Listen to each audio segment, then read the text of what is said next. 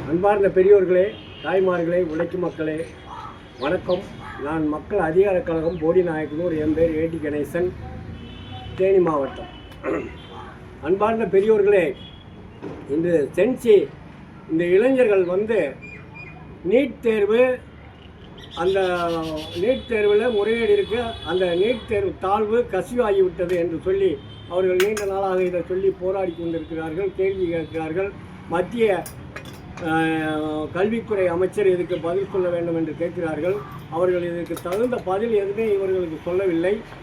நீண்ட நாளாக உண்ணாவிரதம் இருக்கிறார். அதில் உள்ள ஒரு தோழர் உண்ணாவிரதம் இருக்கிறார்.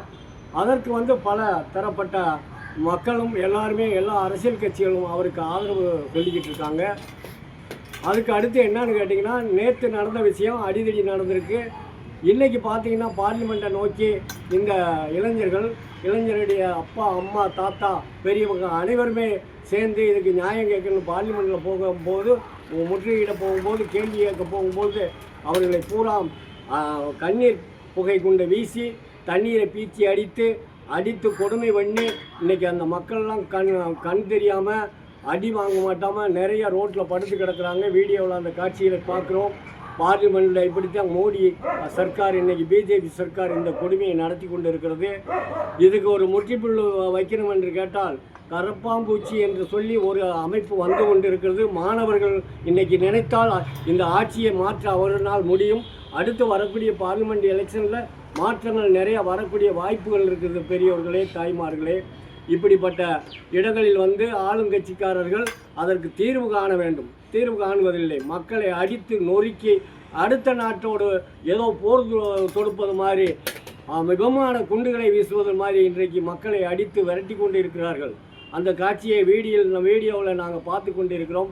பார்த்துட்டு தான் இந்த வீடியோ போடுகிறோம்.